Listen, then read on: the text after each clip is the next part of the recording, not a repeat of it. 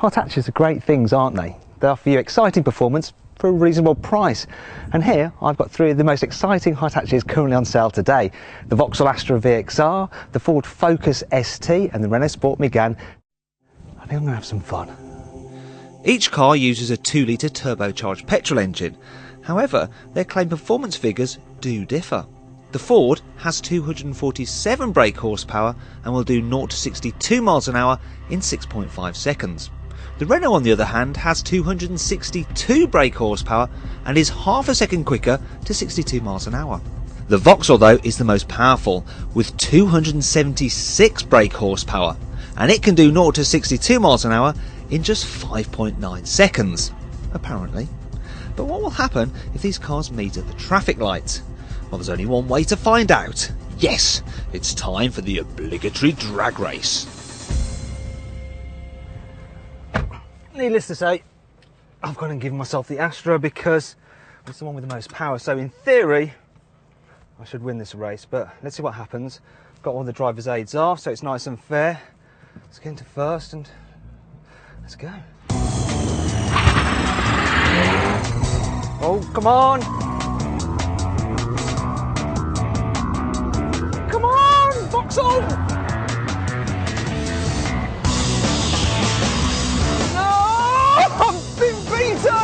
I couldn't quite believe the result, and so demanded a rerun. Unfortunately, the result was the same, so I made up an excuse for another race. I think there's a bit of a pattern developing here. Let's move on. Anyway, going fast in a straight line isn't just what these cars are about, is it? Handling is perhaps more important, and the technical Anglesey circuit is the perfect place to see how these cars compare on a track.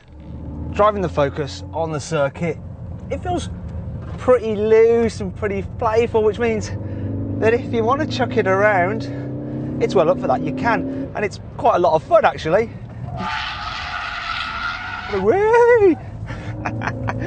The only downside is that when you start pushing it hard, trying to get good lap times, you do start to notice the limitations, and one is that it doesn't have a mechanical limited slip differential. It tries to simulate one using electronics and the ESP. But out on a circuit, there is no substituting good old-fashioned oily bits.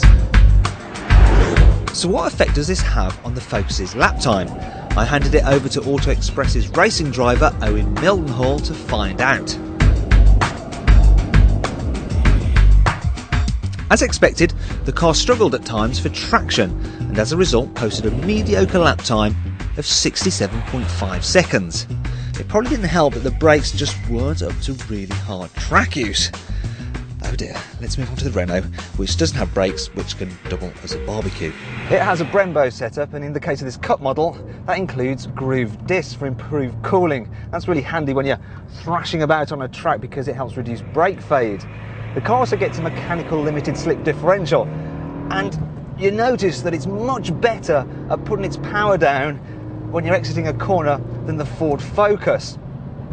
The car also gets lower and stiffer suspension, and that means that it feels a lot more planted, especially through high-speed corners and when there's rapid changes of direction. I mean, this does mean that it doesn't feel quite as playful as the Focus, but you know, it's still pretty agile, so if you want to muck about, you can do.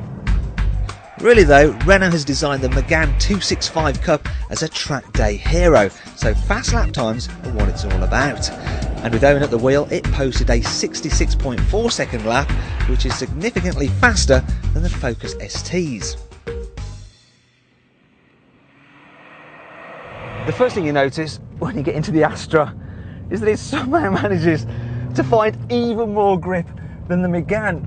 Similar to the Renault, it has a mechanical limited slip differential, but it uses it to even greater effect. In fact, the front end on this car is absolutely incredible. It resists understeer better than any other front wheel drive car I've driven.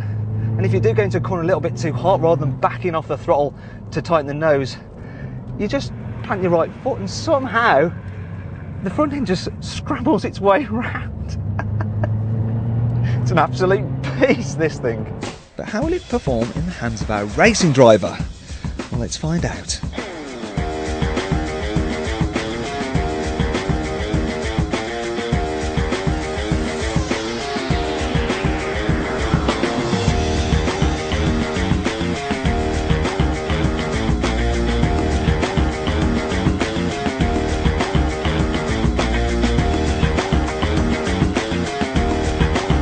The Vauxhall posted a time of 65.4 seconds, and that makes it a whole second faster than the Renault, which is actually a lot considering how short this circuit is. So the Astra was the fastest round our track, and it's also by far the best looking. The Astra GTC is a great looking car, and the body kit and large alloys of the VXR model make it even more head turning without compromising the design. The Megane, on the other hand, is a little bit more boy racery, especially in white with these red bits of trim. However, you can't deny that it still looks the part. As for the Focus, well... Sorry Ford, but compared to the other two cars, yours is a little bit of a munter, and I certainly wouldn't recommend this bright orange paintwork, which incidentally is called Tangerine Scream. Oh! Oh dear, things aren't going particularly well for the Ford. It's the ugliest and the slowest. But when you take the car out onto the road, all is forgiven. Here, away from a circuit, the Focus, it just feels so right. Yes, the steering's sharper than the normal car, and there's that engine which is really punching. It makes a great sound as well, but it still feels like a Focus, and that means that it rides brilliantly. In fact, it just glides over bumps in the road, and when you are on the power and you're flown from bend to bend, you almost get the sensation that you're flying, and that's just great. It feels wonderful. And even then, when you're not driving hard, it's very comfy to travel in, and that's helped by the fact that these Recaro seats, oh, they're just so supportive. I really like them. Another great thing about the Ford is the price. It starts from just £22,000, and that makes it £2 grand less than the Renault and £4 grand less than the Vauxhall. It has the best economy as well, 39 miles per gallon if you're interested. And while I'm being boring, the 5-door body also makes it the most practical. One of the major problems with high-performance front-wheel drive cars is that sending loads of power through the front wheels often results in the dreaded torque steer. Ford have tried to get around that problem by using electronic trickery through the car's electric power steering system, and it kind of works, but the steering wheel does still wiggle a bit when you accelerate. Renault, on the other hand, have gone for a good old-fashioned mechanical solution, and their Perfo Hub front suspension geometry setup means that, well, look at this, right? Second gear, I'm going to put my foot down, the wheel is staying straight. Now, don't do that at home, the road is completely empty. It is safe to do that, but it really illustrates the point. No torque steer at all. And I think overall, the Megane has the purest and nicest feeling steering of all three hot hatches. It's not all perfect though. The Megane Cup's more extreme suspension is so hard it finds bumps on the road which don't exist in the other cars.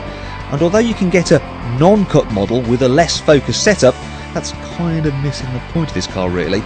And then there's the Astra. Coming from a smooth track and then driving on a normal British road, you think, oh my God, no, the Astra, its suspension's just way too firm. And then you realise that you've left it in VXR mode. And when you turn that off, the suspension, which is adjustable, becomes more compliant, and it's actually very comfy and easy to live with this car. However, then you're free to notice some of its downsides, and one is the fact that the turbo engine, unlike the other two, it does actually suffer some turbo lag. Also, while the car does have clever front suspension to minimise torque steer, if you accelerate hard over an uneven surface, the wheel will still squirm in your hand. And then there's the fact that while Vauxhall have used hydraulic power assistance for the steering, actually it has less feedback and feel than the other two cars. And as a result, most of the time, it doesn't feel as much fun as it should. This means that while it can cover ground at a devastating pace and is the undisputed king on the track, it's actually the least engaging of the three to drive. And this rather complicates things when choosing which car is the best buy. But let's see if we can figure it out. Okay, it's time to decide which of these cars is the best. Is it the Astra, which is the nicest looking and is the fastest round our track? Or how about the Megane? It ran the VXR very close and ultimately is more fun more of the time. Or what about the Focus? Yes, it's the ugliest and the slowest, but it's also the cheapest and the most practical. Do you know what? For the life of me, I can't quite make my mind up. After hours of pondering, I decided the winner would actually pick itself. It would be the car I'd choose to drive all the way home in. And that car was... So it's a new day and a new jumper. However, that's not important. What is important is the car I'm sat in. And you've probably realised already, it's the Ford Focus ST. So why did I choose it? Well, I'll admit that the Megane and the Astra, they're quicker and they corner harder, but that doesn't make them better road cars. The Focus, it just has a more playful, less serious feel. And overall, that makes it more fun. And isn't that what hot hatches are supposed to be all about?